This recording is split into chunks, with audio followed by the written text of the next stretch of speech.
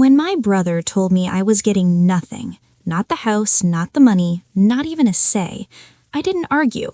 I didn't cry. I didn't raise my voice. I remember sitting on the edge of my bed holding my phone and thinking, wow, he really thinks this is over. And what scared me was how calm I felt, because that's when I knew I had already taken something he didn't even realize he was losing. My name is Laura Mitchell. I'm 36 years old, and I'm saying this like I'd say it to friends over coffee, because that's how it feels in my body, like something that still hasn't fully settled. Here's the thing. Before everything broke, my life was pretty normal. I lived in a small townhouse outside Columbus, Ohio. I worked in HR for a logistics company. Boring job, steady paycheck, same routine every weekday. Up at 6:30, coffee first, shower, hair in a low bun, podcast playing in the background. I talked to my mom almost every day, sometimes just quick check-ins, sometimes longer calls on Sunday evenings. She'd ask if I was eating enough, if work was stressing me out, if I'd thought about moving closer again. My brother Daniel lived 10 minutes from her place, the family house, the one we grew up in. I visited when I could, holidays mostly, some random weekends, nothing dramatic, no big fights, just that quiet distance that builds when one sibling stays and the other leaves. Daniel always acted like the house was already his, even when Mom was alive. He handled repairs, paid some bills, made comments like, "This place will be mine one day." I didn't push back. I didn't care enough to. I had my own life. Our family had this unspoken thing where Daniel was the responsible one, the reliable one. I was the one who moved away, did my own thing, so expectations were already set. The last time I saw my mom was in early March. We sat at the kitchen table, same one we did homework at as kids. She looked tired but peaceful. She squeezed my hand when Daniel left the room, and she said something that didn't land until much later.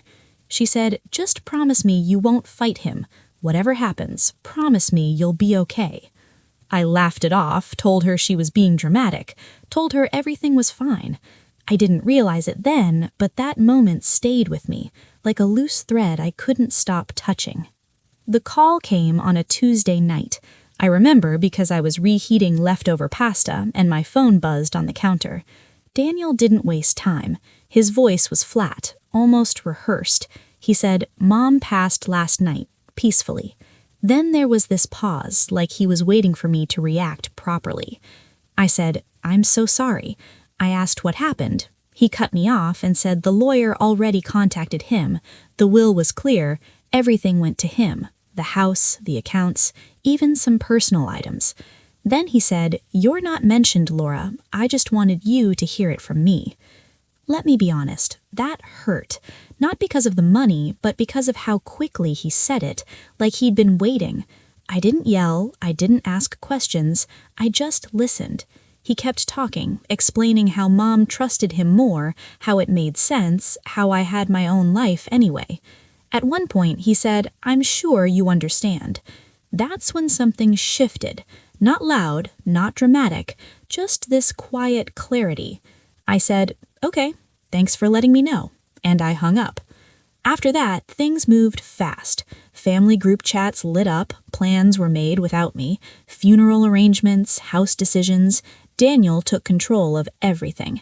Cousins stopped calling, aunts suddenly felt awkward, like I was a reminder of something they didn't want to deal with. I showed up to a funeral, sat in the back. People hugged me and said, "I'm so sorry," in that distant way. Daniel didn't look at me once. I remember thinking, wow, I just got erased, not just from the will, but from the family itself. And here's the part that's hard to explain. I wasn't angry.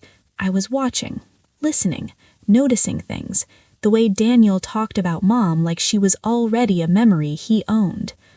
A week after the funeral, I got an email from Mom's old accountant. Short message, polite tone, asking if I had a moment to talk. He said it was regarding something personal. We spoke the next day. He sounded nervous, like he wasn't sure he was allowed to say anything. He asked if Daniel had mentioned a safety deposit box. I said no.